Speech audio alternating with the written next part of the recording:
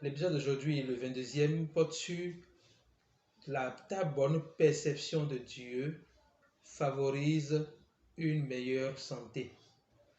Ta bonne perception de Dieu favorise une meilleure santé. Pourquoi nous donnons cette thématique aujourd'hui?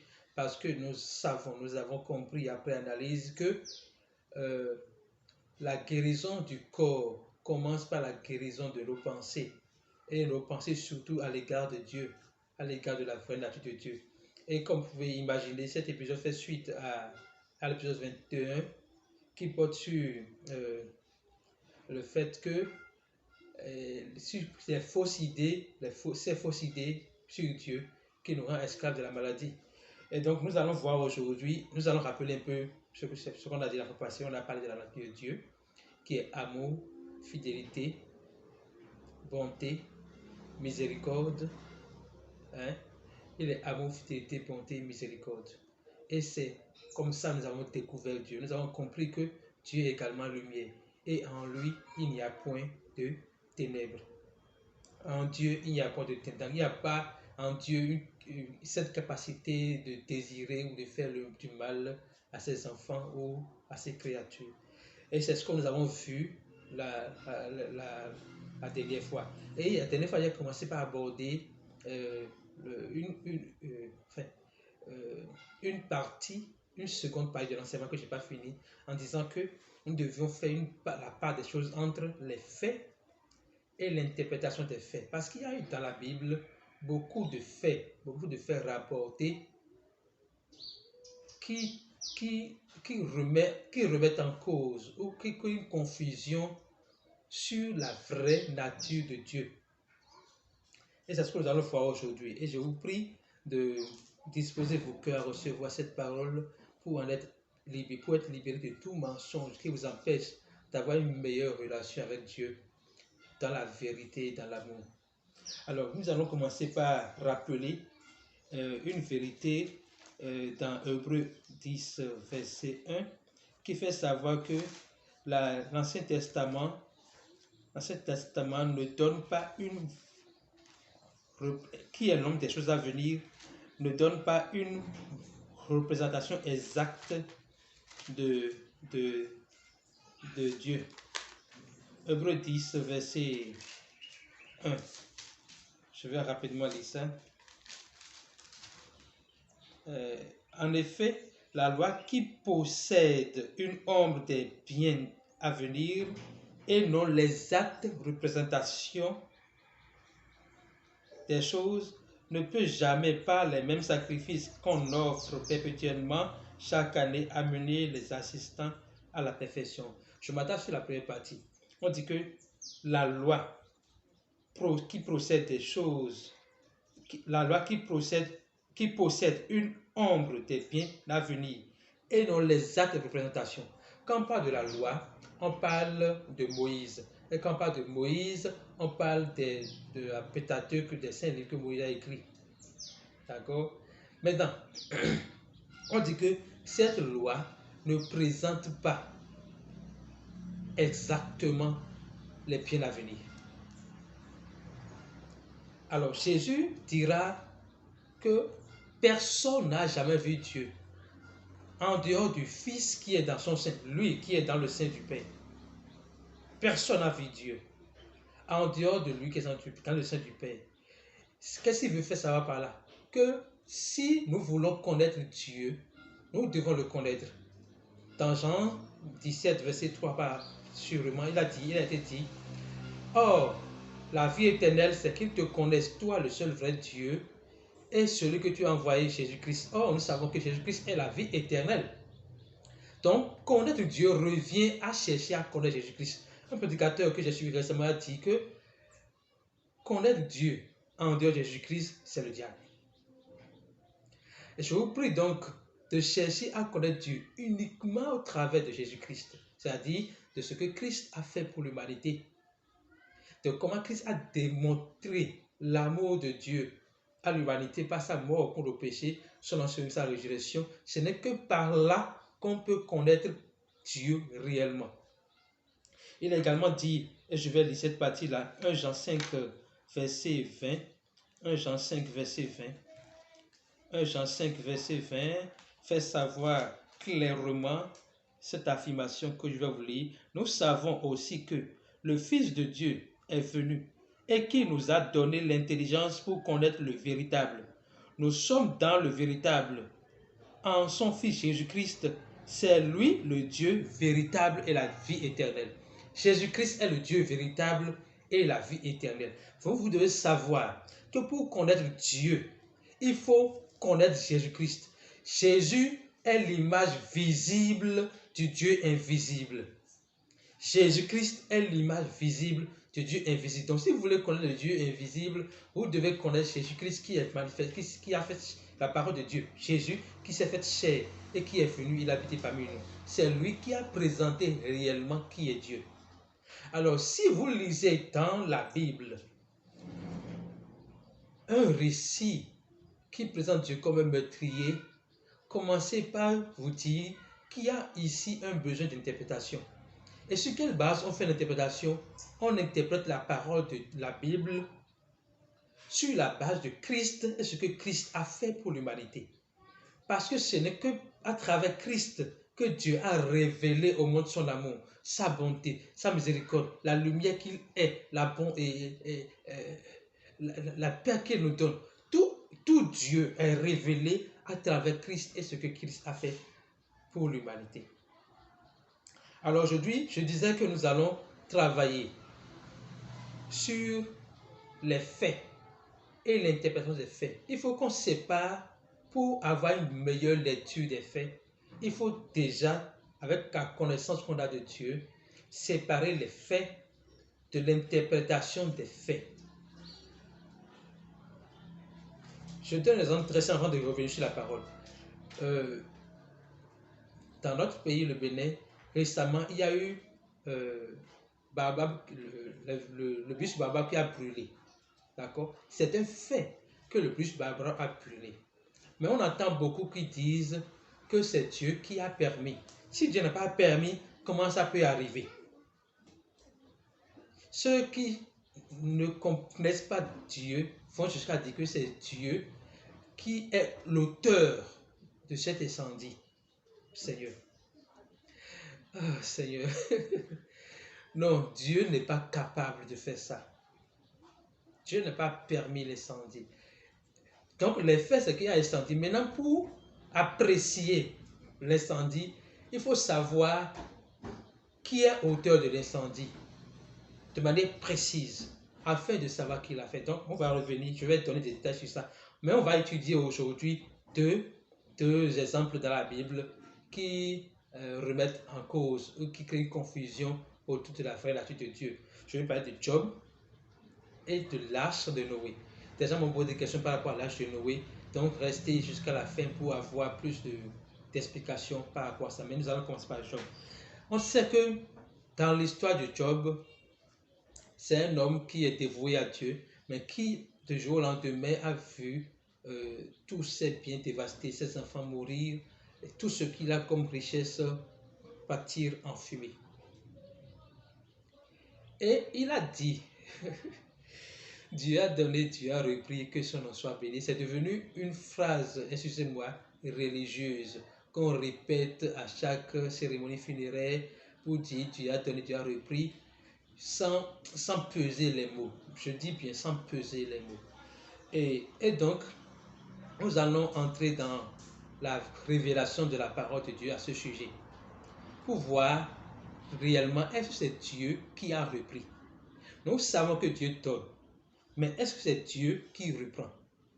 Parce que pour comprendre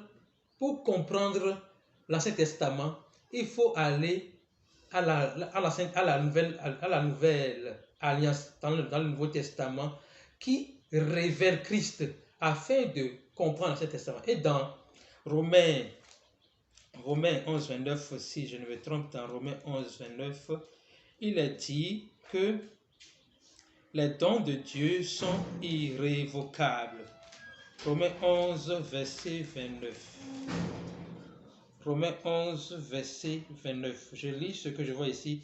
Car Dieu ne se répand pas de ses dons, ni de son appel. Dans d'autres versions, on dit que les dons de Dieu sont irrévocable. Ça veut dire que Dieu ne donne pas pour reprendre. Quand il donne, c'est pour l'éternité parce qu'il est éternel.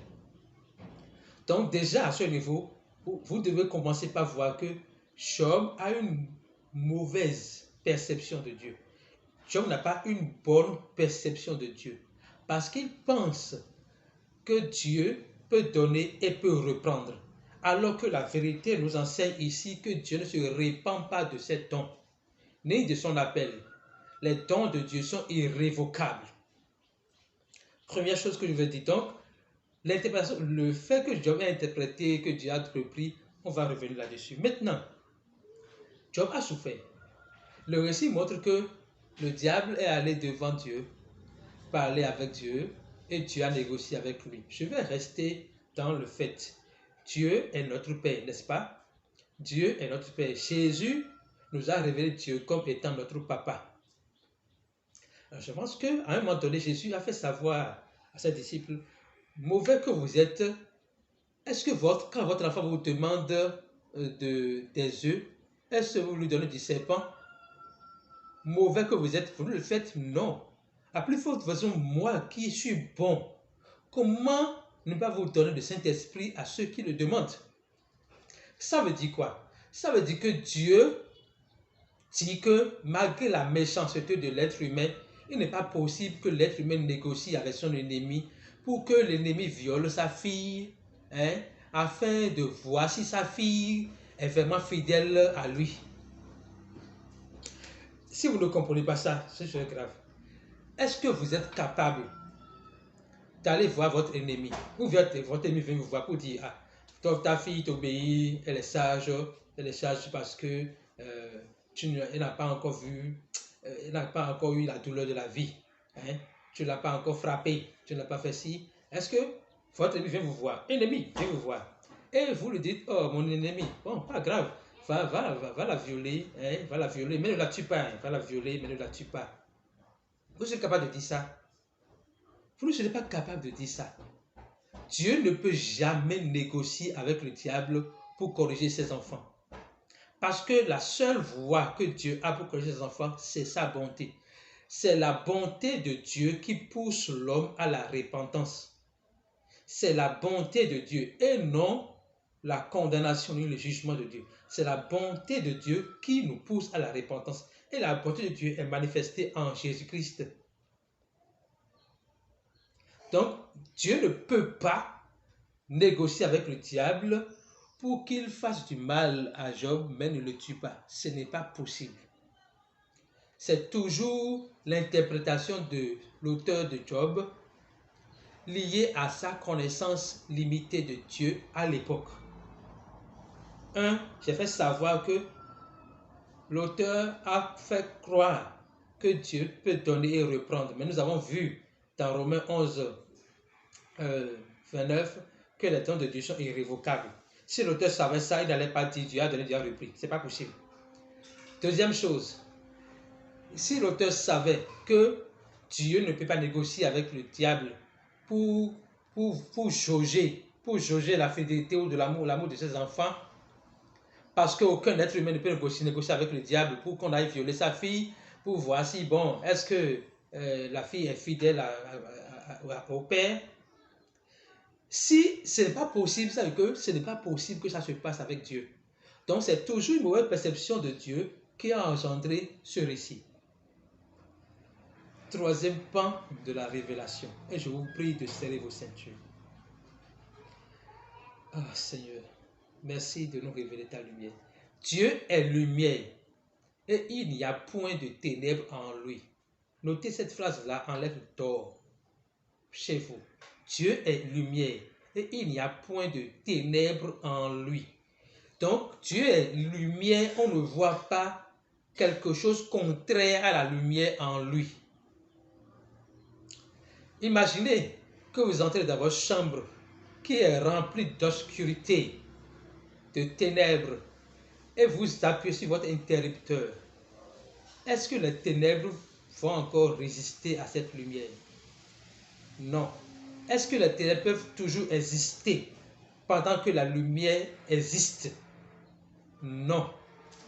Ça veut dire qu'il n'est pas possible que Dieu, lumière, voit le diable ténèbres et que le diable ténèbres se tienne devant lui pour lui parler. Si vous ne comprenez pas ça, vous ne serez pas guéri des fausses conceptions, des fausses perceptions que vous avez de Dieu. Et ça vous rendra clairement esclave. Oui, ça vous rend clairement esclave. Dieu, lumière, diable, ténèbres. Ce n'est pas possible qu'on trouve, je ne sais pas comment représenter la chose, qu'on trouve la lumière dans ma main et les ténèbres en face dans ma seconde main, et les deux vont pouvoir se croiser, se parler. S'il y a lumière ici, c'est que même s'il y a ténèbres dans ma main, les ténèbres même vont disparaître. Parce que la lumière, l'intention de la lumière fait disparaître les ténèbres. Donc ce n'est pas possible qu'il y ait, excusez-moi, il y ait présence du diable là où Dieu vit, là où Dieu est. Et comment? C'est pas possible. Donc, c'est une fausse perception, une mauvaise perception que l'auteur a fait savoir, a libéré dans son récit. C'est pour cela qu'il est important pour nous, avec la connaissance que nous avons de Christ, de séparer les faits de l'interprétation des faits. Alors, on va dire, pour comprendre, pour être clair là-dessus, Dieu a donné, le diable a repris. Parce que dans le fait, c'est effectivement le diable qui a repris. Le diable ne vient que pour voler, détruire et égorger. C'est Jésus qui révèle cela dans Jean 10, 10. Pour qu'on ne fasse plus de confusion. Le diable vient pour voler, que pour voler, détruire et égorger. Donc là où il y a destruction, c'est le diable. Là où il y a meurtre, c'est le diable. Là où il y a vol, c'est le diable. Alors, comment est-ce que Job a permis cela? Nous allons voir Job 3. Dans Job 3, verset 25, lui-même a dit quelque chose d'extraordinaire. Et nous allons voir ensemble. Il dit ceci: ce que je crains, c'est ce qui m'arrive. Ce que je crains, c'est ce qui m'arrive. Ce qu'on craint, c'est ce qu'on médite de mal dans son cœur, qu'on n'exprime pas. Ce qu'on craint, c'est ce qu'on médite de mal dans son cœur, qu'on n'exprime pas. Mais il dit, ce que je crains, c'est ce qui m'arrive. Ce que je redoute, c'est ce qui m'atteint. Donc, ce qui est arrivé à Job, c'est qu'il a mûri ça dans son cœur. Il a entretenu, il a chéri ça. Il a mûri ça dans son cœur jusqu'à ce que ce qu'il a médité est arrivé. Il dit, maintenant, je n'ai ni tranquillité, ni paix, ni repos. Et le trouble s'est emparé de moi. Je disais tout à l'heure que le diable est voleur. Et il égorge et il détruit. Qu'est-ce que le diable lui a volé? Le diable lui a volé sa tranquillité, sa paix, son repos. Les trois choses qu'il avait avant. Mais le diable lui a volé sa tranquillité, sa paix, son repos. Maintenant, le diable allait plus loin. Je vais vous montrer comment est-ce que Job a médité sur lui-même le mal. On va voir ça dans Job 1, verset 5. Oh, Jesus. Job 1, verset 5. Il dit ceci. Et quand les jours de festin étaient passés, Job appela et sanctifiait ses fils. Puis il se levait de bon matin et offrait pour chacun d'eux un holocauste. Car Job disait, sur cette partie-là, car Job disait, peut-être mes fils ont-ils péché et ont-ils offensé Dieu dans leur cœur. C'est ainsi que Job avait coutume d'agir. Ça veut dire que Job, la peur de Job, quand ses enfants fêtaient, tout de suite, lui, il a déjà peur. Il a peur que ses enfants, pendant leur fête, ont offensé Dieu, ont péché contre Dieu. Et la conséquence de sa peur, c'est qu'ils croient que parce qu'ils ont péché et inversé Dieu dans leur cœur, Dieu va les frapper. Hein? Dieu va les punir. Dieu va les faire mourir. C'est ce qu'il a cru. Et c'est toujours pour éviter la mort venant de Dieu qu'il fait ces sacrifices-là. Mais c'est ne pas connaître la bonté de Dieu. On dit que la bonté de Dieu nous pousse à la repentance.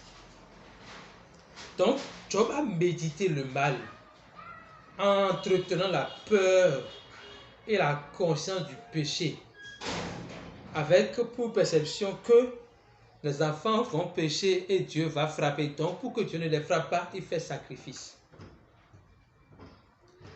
Mais, ce qui est arrivé montre qu'il a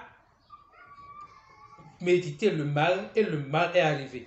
Ce que je crains, c'est ce qui m'arrive. Ce que je redoute, c'est ce qui m'atteint.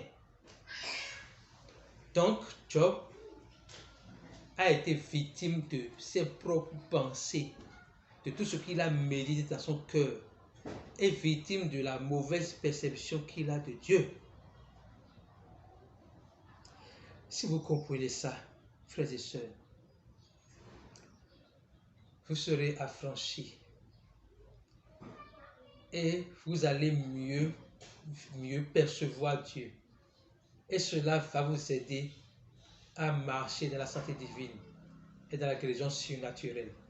Vous savez, après que Job ait tout perdu, comme il n'a pas renié Dieu, parce que ce que le diable attendait, c'est qu'il renie Dieu pour montrer qu'il n'est pas consistant, il n'est pas fidèle. Le diable est revenu encore en renfort pour le frapper d'ulcère sévère. Mais pourquoi? Parce que lorsqu'il a été frappé premièrement, il n'a pas compris que c'est le diable. Donc, si vous ne savez pas, si vous souffrez d'un mal aujourd'hui, et que vous ne savez pas clairement que c'est le diable qui l'a fait, votre état, je ne le souhaite pas, va s'empirer. Parce que le diable va profiter de votre ignorance sur le vrai auteur de votre douleur pour empirer votre douleur. Et vous allez continuer à dire que la volonté de Dieu soit faite. Si Dieu veut me guérir, il va me guérir. Si Dieu veut me guérir, il va me guérir. Dieu, il sait que je souffre. S'il veut me guérir, il va me guérir. Non, Dieu t'a déjà guéri. Dieu, par Jésus-Christ, a déjà pourvu à la santé, à la guérison. C'est pour cela que quand vous souffrez d'une maladie, vous ne devez jamais, au grand jamais, croire que c'est Dieu qui en est la cause. Vous devez savoir tout de suite que ça vient du mal. Ça vient du mal de manière. Ça peut être une attaque diabolique. Ça peut être le malin qui vous a amené à mal vous comporter. Hein? Mal manger, mal réfléchir, avoir une mauvaise perception de Dieu. Tout ça là, c'est le malin qui vous fait ça. Et tout ça contribue à votre meilleure santé ou à votre mauvaise santé. Merci Jésus parce que tu nous révèles ta grâce et ta bonté par cette parole que tu nous donnes aujourd'hui. Donc, si vous souffrez d'un mal, ne pensez pas que c'est la volonté de Dieu et que Dieu a un temps pour vous guérir. Dieu vous a déjà guéri, vous devez marcher dans cette guérison. On dit, la parole dit dans 1 Pierre 2,24, c'est par ces meurtrissures que vous avez été guéris. Vous avez été guéris. Pas que vous serez guéris, mais vous avez été guéris. Vous devez savoir cela clairement dans votre esprit. Nous allons aborder l'arche de Noé. L'arche de Noé, j'ai eu la grâce d'étudier ça plusieurs fois. Mais pour vous donner la substance de tout ce que j'ai compris, quand je méditais sur ça aujourd'hui, Dieu m'a révélé quelque chose d'extraordinaire que je vais vous révéler. Première chose, l'arche de Noé est la typologie de Jésus-Christ. L'arche de Noé est la typologie de Jésus-Christ. C'est-à-dire que l'arche représentait le don de Jésus-Christ.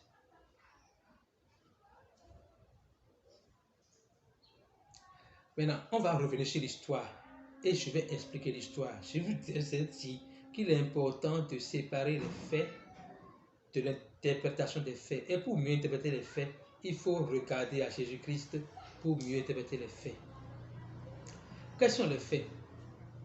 Il y a Dieu qui a demandé à Job de faire une arche. Je crois qu'on dit une arche. De faire une arche. Et il l'a fait. Maintenant, pourquoi Dieu a demandé à Job de faire une arche?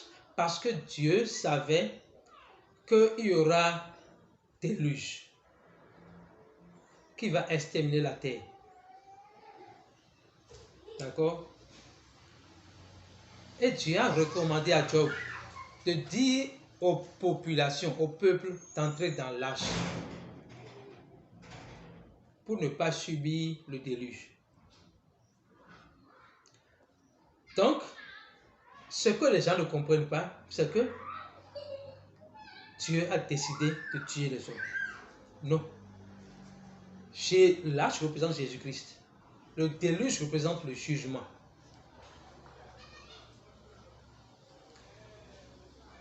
Oh Seigneur. Comment je vais expliquer ça, vous allez comprendre. On va lire un verset là, ça va m'introduire dans l'explication. 1 Pierre 3:20. Oh Seigneur. 1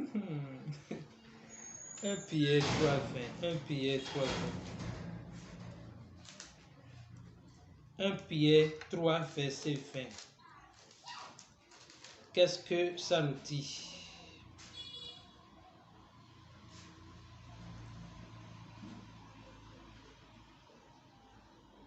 Un Pierre 3:20. 1 Pierre 3:20. Qu'est-ce que ça nous dit? On dit autrefois, qui autrefois avait été incrédule lorsque la patience de Dieu se prolongeait au jour de Noé pendant la construction de l'arche dans laquelle un petit nombre de personnes, c'est-à-dire 8, furent sauvées à travers l'eau. Je reprends ce verset-là, sur cette partie. La patience de Dieu se prolongeait au jour de Noé pendant la construction de l'arche. Pendant que Noé construisait l'arche, il a fait plus d'un centenaire pour construire l'arche. Alors, pendant ce temps, il a prêché au peuple la bonne nouvelle. La bonne nouvelle, c'est quoi? Dans le cas d'espèce, c'est rentrer dans l'arche pour avoir la vie sauvée. Rentrer dans l'arche pour être sauvé. Rentrer dans l'arche pour être sauvé. Je disais tout à l'heure que le déluge symbolise le jugement. La parole dit, le salaire du péché, c'est la mort. Mais le don gratuit de Dieu, c'est la vie éternelle. Donc Dieu, dans son amour, a vu que le péché qui engendre la mort va emporter ses enfants. Le péché qui engendre la mort va emporter ses enfants. Mais il dit non. Il pourvoit à la solution. Quelle lâche. Mes enfants, entrez dedans. Lorsque le déluge va venir, vous aurez la vie sauve. Le salaire du péché, c'est la mort. Le don gratuit de Dieu, c'est la vie éternelle. Le salaire du péché au temps de Noé, c'est le déluge. Le don gratuit de Dieu au temps de Noé, c'est l'arche de Noé. Pour conclure, je voudrais vous rassurer de l'amour inconditionnel de Dieu à votre égard. Si vous comprenez que Dieu est amour, il est bon, miséricordieux, il est fidèle, et qu'il est lumière, il n'a pas de ténèbres en lui, vous êtes guéri au niveau des pensées. Et cette guérison au niveau des pensées vous fait entrer dans une relation de confiance avec Dieu. Et vous marchez surnaturellement dans la santé divine et dans la guérison surnaturelle. Je prie au nom de Jésus-Christ que tout mensonge semé dans votre esprit soit déraciné au nom puissant de Jésus-Christ. La parole dit que tout temps que mon Père n'a pas planté est déraciné au nom puissant de Jésus-Christ. Si vous croyez que Dieu peut être source de vos malheurs, si vous croyez que Dieu peut permettre que le diable fasse du mal, ce mensonge est déraciné dans le nom de Jésus. Si vous croyez que Dieu ne vous aime pas assez, ce mensonge est déraciné au nom puissant de Jésus-Christ. Si vous croyez que Dieu ne vous aime pas, il n'est pas bon envers vous, ce mensonge est déraciné au nom puissant de Jésus-Christ. Merci Jésus, parce que tu nous donnes ta vérité. Tu nous révèles ta vérité. Et ta vérité nous a franchis de tout mensonge. Et nous marchons à partir de maintenant et pour toujours dans la santé que tu as pourvue, dans la guérison que tu as pourvue à la croix par amour pour nous. C'est au nom puissant de Jésus-Christ que nous avons prié.